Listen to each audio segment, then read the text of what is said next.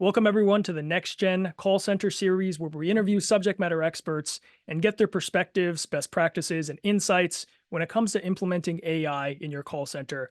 My name is Chad Oda, and I'll be your host today. And we're very excited to have Ofer Ronen, founder and CEO of Tomato AI. Welcome. Thank you. Yeah, it's great to be here. Thanks, Chad. Yeah, absolutely. And we've actually known each other for probably what, like over 6 years now in the conversational AI space.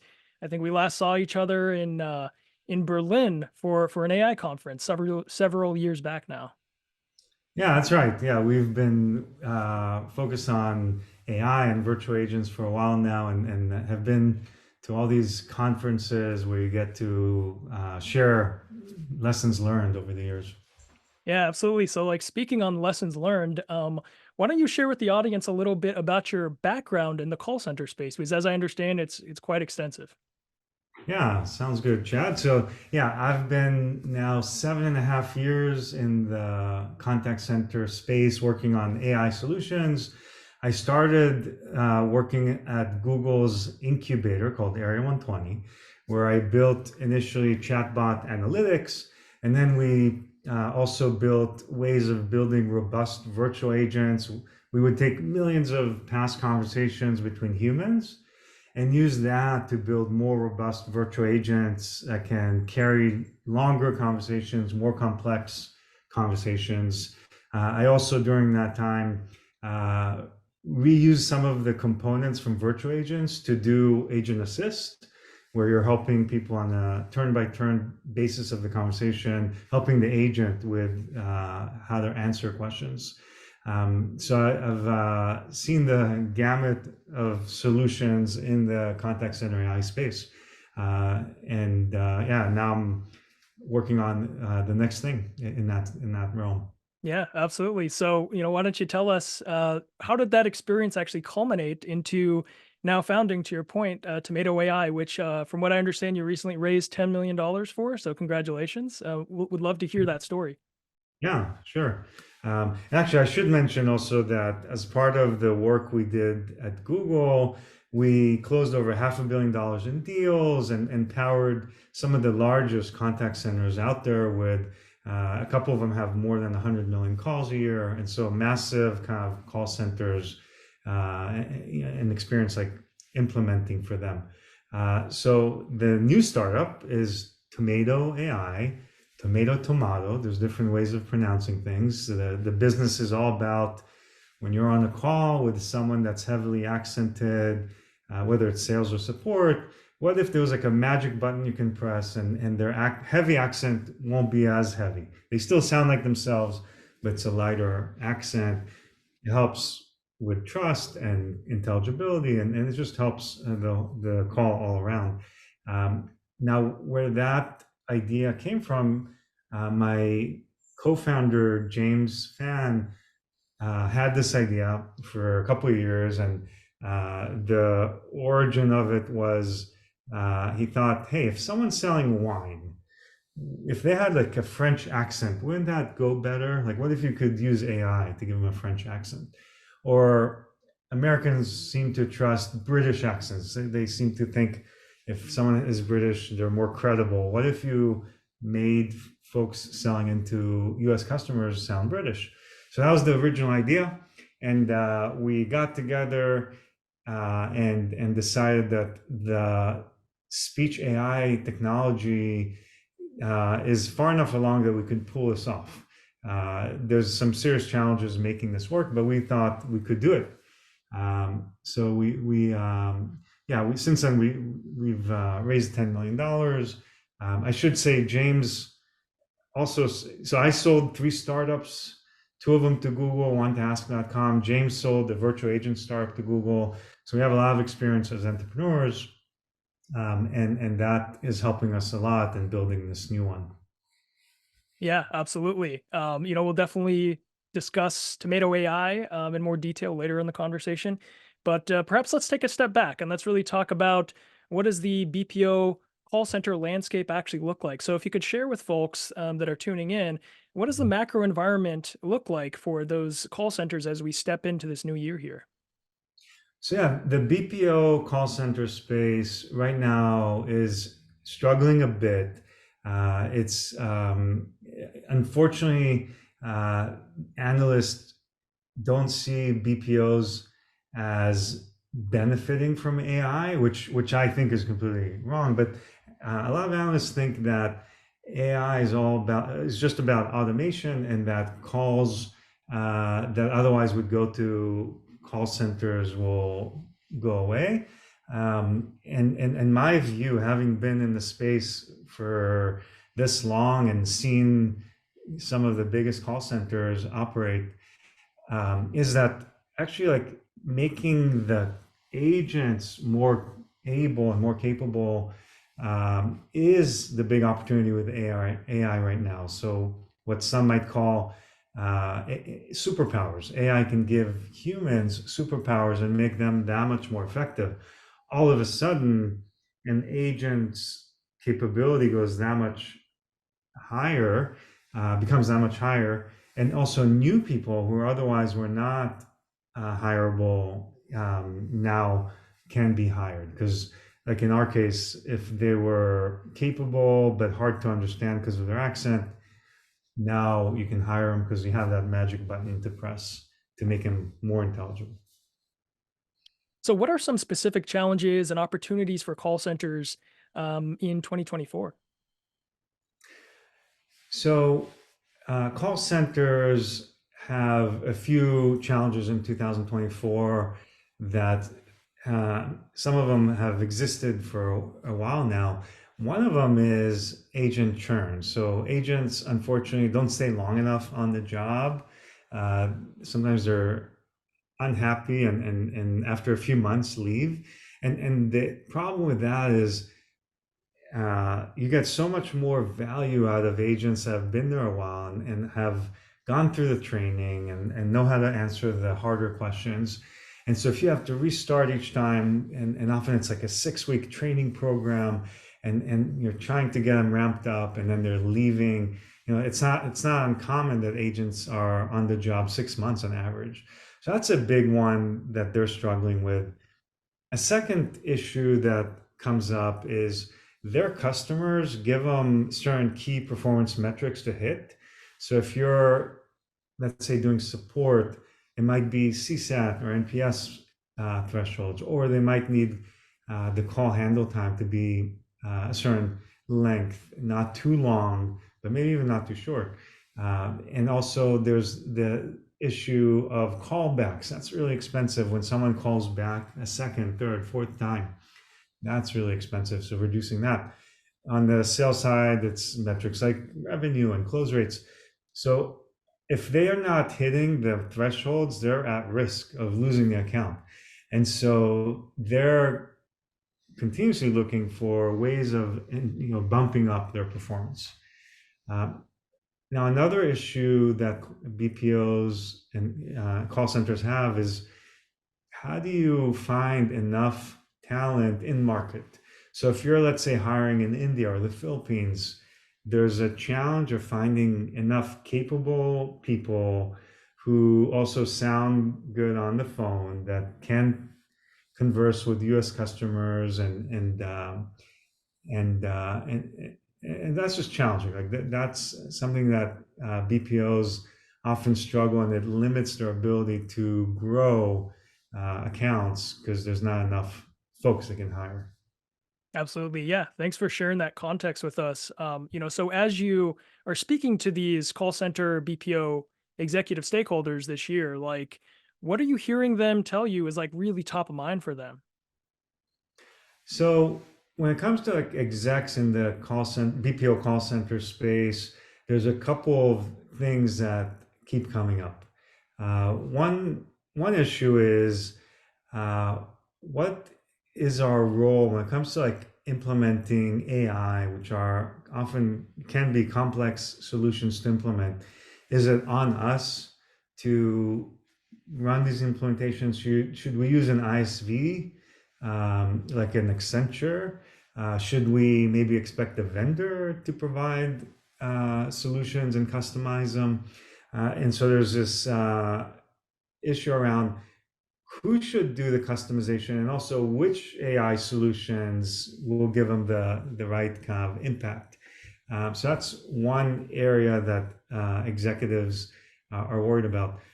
A second issue that executives are worried about is they don't want to be seen as just another BPO, another call center. They want to differentiate in a very competitive marketplace where there's a lot of players going into competitive bake-offs where you're trying to show off your agents and their capabilities.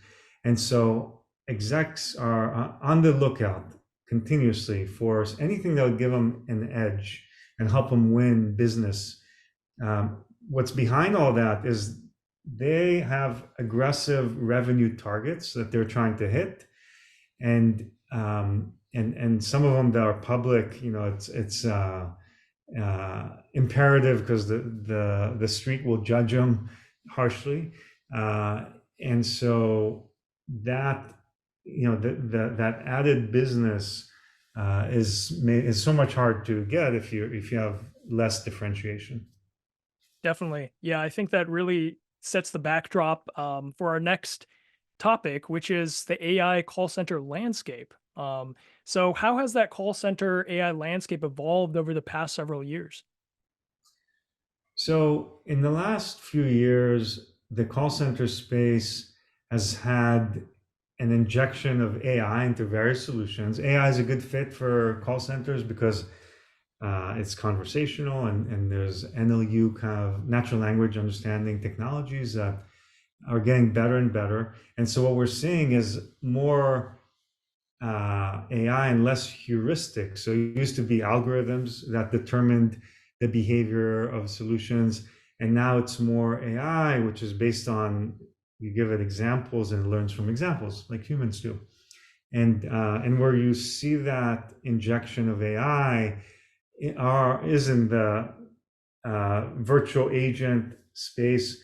We used to have the automated menus, and that's evolving into more of a conversational experience versus what it was, which was keyword. And so, and multi-turn conversations. So that's one aspect. And then there's the agent assist that's really matured.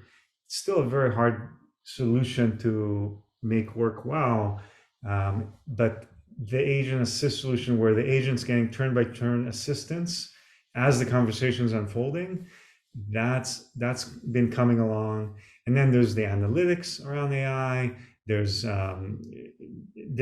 now summaries, call summaries. So that often takes a few minutes after a call, and AI more and more is doing a great job with that, so that the agent doesn't have to waste time on that.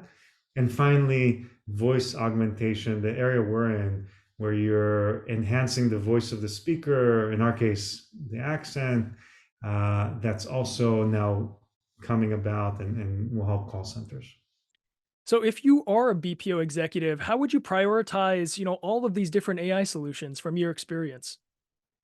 Yeah, so I've spent over 7 years in implementing some of the largest virtual agent and agent assist solutions, and analytics. And what I've learned is that you want to first, there's a whole like crawl, walk, run metaphor. And I think to go from crawling to walking, I would implement some quick wins. And I'll explain what I mean. But if you can get some quick wins under your belt, it builds up trust with your customer, and it gives you more to work with as you're building the more complex AI solutions. Okay, so quick wins in AI, as I've seen it, are things like call summary. So instead of an agent after the call manually summarizing, AI is now very good at that. There's not a ton of customization needed, so that's why it's a quick win. It works across verticals often, out the box, or sometimes some customization, but much less than, let's say, agent assist or virtual agents require. Another quick win you can get under your belt is voice augmentation, enhancing the voice of the speaker to get better results. that includes the accent work that we do today. What's good about those models is they also work out the box largely, not a ton of customization compared to the other AI solutions. Okay, so you've now gone from from crawling to walking, and then to get to the running, that's where you spend much longer time and effort to customize the virtual agent solution, the agent assist. More often, BPOs implement agent assist. Sometimes they also do virtual agent. But then you've bought yourself some credibility and can take the time to get those right. So that it's a very simple formula. If you already have agent assist projects ongoing or virtual agent, I would divert some resources to get the quick wins. And once those are out, bring them back to working on those agent assist and virtual agent projects. Absolutely. So you alluded to some of the complexity and perhaps challenges associated with kind of more comprehensive solutions like agent assist or virtual agents. So can you kind of speak to that a little bit more in detail? Like talk to us about what those challenges look like. For sure. So let's start with agent assist. Here are a few issues we've seen at Google in the past with implementing such solutions, and it's true across the board.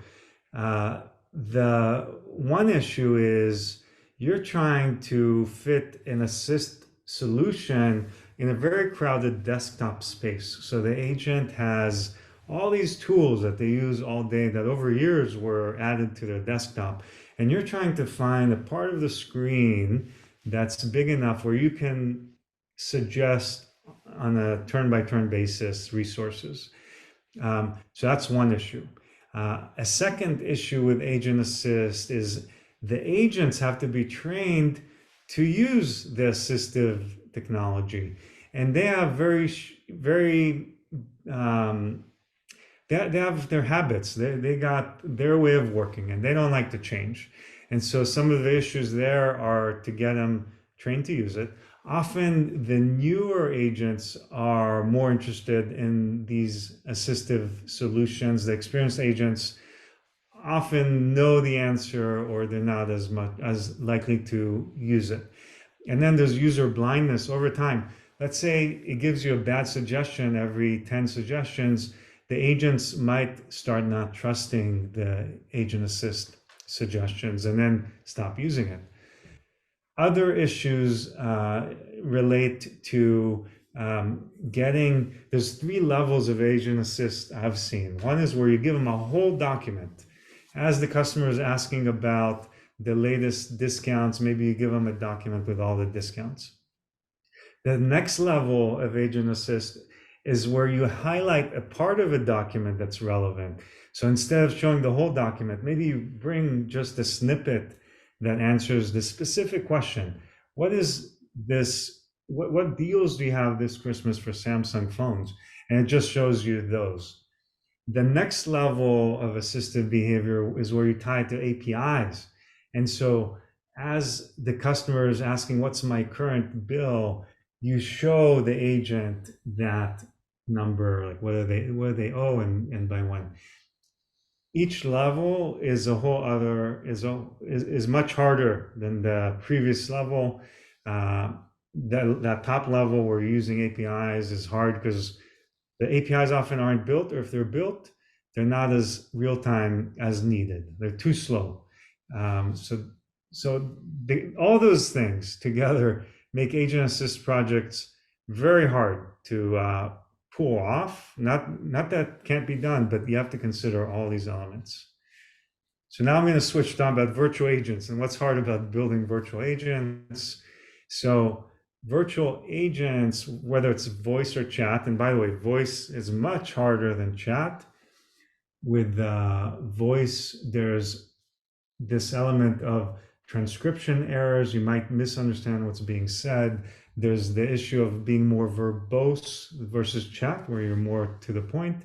There's an issue of small talk, where people tell stories about their cousin and so on, and the weather and the baseball team, where in chat you see that less. And in voice, what's hard about building virtual agents is you need to get the voice to sound natural enough, not robotic. Otherwise, people uh, would rather speak to a human. Um, and so voice is that much harder.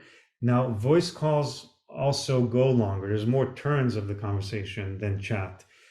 With chat, often people come in want to be done quickly. With voice, sometimes they go on and on. Uh, so that's one distinction to make. And then what else is hard with voice? Same thing with APIs not being available, not built.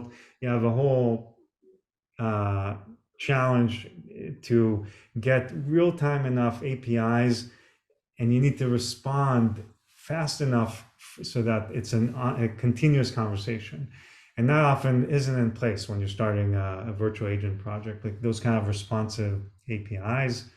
Uh, and then there's the issue of uh, the landscape of what's called head intents. What are the top level issues people have, and then what are the contextual intents, the follow-on questions they might have after asking that top level question. I'm traveling abroad. What plan should I be on is a head intent, and then the follow-on questions is maybe when I'm on the plane, do I need to turn my phone on, uh, turn off my cellular connection? All kinds of curveball questions that you need to field. All that makes virtual agents very complex, very hard to build, and build well to handle a long tail of conversations. Definitely. So hypothetically, if I am a call center operator and I do implement those complex solutions, what does the future of call centers look like in your opinion? I know there's a lot of differing opinions on this, but what's your perspective? So there's a lot of people that think that automation will take away calls from the call center. But having built some of the largest virtual agents and worked on automation, what I've learned is that it's a slog, and you get like single digit like improvements in automation if you work really hard. But unfortunately, what happens is there's a few things you're up against. When customers have an issue and they're calling you, they often press 0000. They want to talk to someone. They want empathy. They want to negotiate a deal. They want you to hear their story. They just want to talk to someone. So getting over existing habits is a big challenge at call centers in terms of automation. Also, because people have stories and they don't know how to describe, sometimes they don't even know how to describe their problem. It makes it very hard for a virtual agent to deterministically handle the conversation, which is what an enterprise would want. You want to know that it's going to handle it in a certain way and not give wrong information. So just that those kind of issues make it very hard to make a dent in the call center space. I've worked with different industries, and in some industries like telcos, if you're doing 30-40% automation, you're doing well, and still the bulk of the calls go to the human agents. So that's reality on the ground. Now obviously the latest developments will help, but there's still a ton of challenges. So you truly believe that, humans will kind of be a focal point, but in conjunction with AIs assisting them. Yeah, that's right. And so point there is AI in this environment we're in can have a ton of impact helping the agents do a better job and get better results for customers. And so that's the current biggest opportunity, assisting the human agents with AI. Well, that's a great segue for us to now talk about, Tomato AI, because I think that's very much at its core and the mission that you all are driving over there. So why don't you explain to us, like, how does Tomato AI actually work? So yeah, Tomato AI in real time, as an agent speaks, we keep their voice, but we make a heavy accent softer, not as heavily accented. And the way it works So the customer, that's what they hear. They hear the same person, but not as heavily accented. And the way it works is it's a speech to speech model, meaning we never transcribe to text and then back to speech. That'd be too slow and error prone. So we have AI models that do it, transform the speech, and they do it by having heard many calls with people without accent. And so there's a lot of like training we do to give the model examples of what it can expect in the field. Now, once we do that and we give it a ton of like examples, what's good about the solution is that it's zero shot model, meaning there's no pre-training. Any new voice that it encounters, it can right away uh, do the right thing, make that person less accented.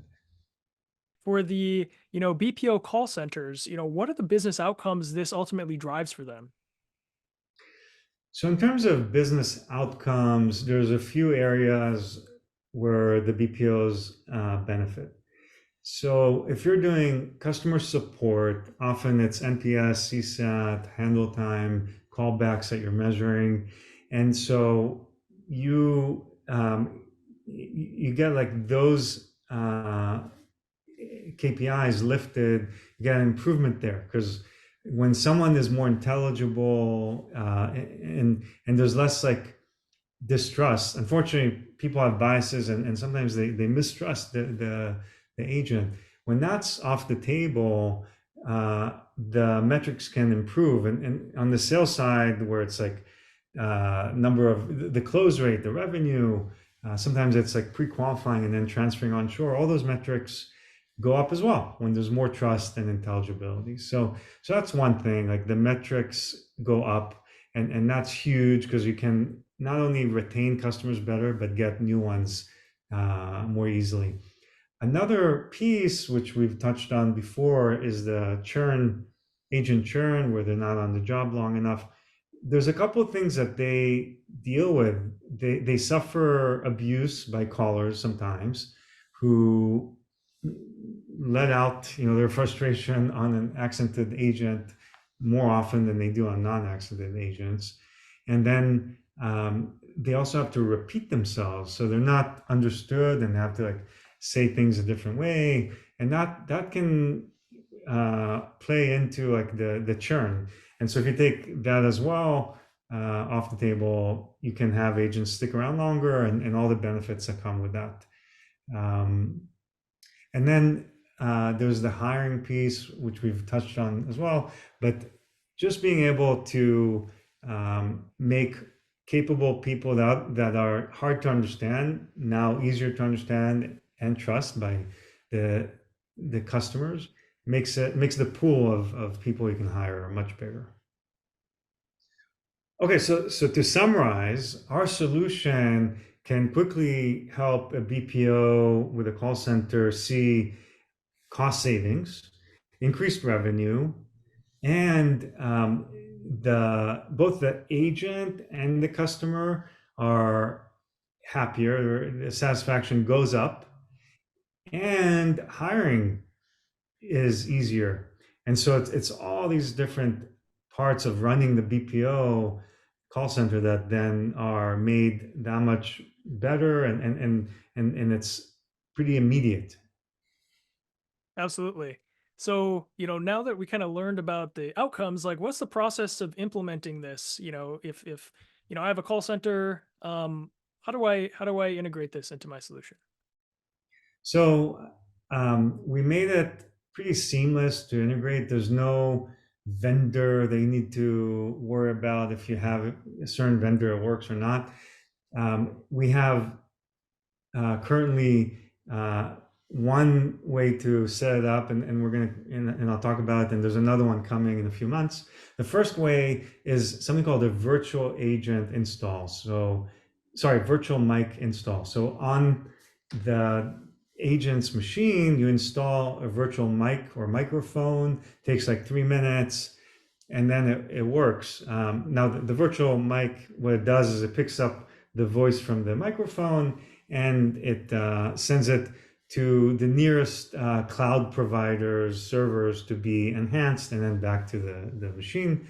Uh, so, and then out to the VoIP provider. So that's the virtual mic install. It works regardless of what VoIP provider you have or any other vendor. The other solution, which we'll have in a few months, is something called SIP proxy. SIP is a standard implemented by VoIP provider for transferring voice. And so it's just a configuration change on the server side, no install needed. And you can centrally do it for all the seats you need. And the benefit there is you don't have to like maintain software installed across machines. So it's a more centralized, controlled kind of implementation. So as I understand, in the voice gen space, there's a couple of other providers out there, Sanis and Crisp. Could you kind of go into detail as far as like how Tomato AI is different? Yeah, sure. So Sanos and Crisp both have a solution that is on device, meaning they try to fit a machine learning model on the agent's PC. Often the PC is pretty low powered PC, $300 PC, let's say, and so they have the tough job of making the model small enough so it can work on such a PC. In our case, we host the model on the cloud. We use Google Cloud, and we host it closest to where the agent sits. It's often a 30 millisecond round trip to the cloud, and so it's minimal added latency. And so one thing to mention is with the on-device approach, your limiting factor for latency is often the compute, calculating the output of the model. And that can take like a second on a low-powered machine of added latency. In our case, because we have powerful machines and we run our bigger models on than you can fit on a PC, those take just 30 milliseconds to run versus like a second maybe on a low powered PC. There's this piece around context windows, which is like the history. How much history do you consider to know what to do with the accent? That piece is controllable. Right now, we're at about half a second added latency, mostly because of that context window, but that's settable. And the shorter you make it, you take a bit of hit on quality, but you find that right balance. So that's one element to understand. Now, I should also say, because we have a more powerful machine learning model that's on the cloud, we can retain the voice of the original speaker.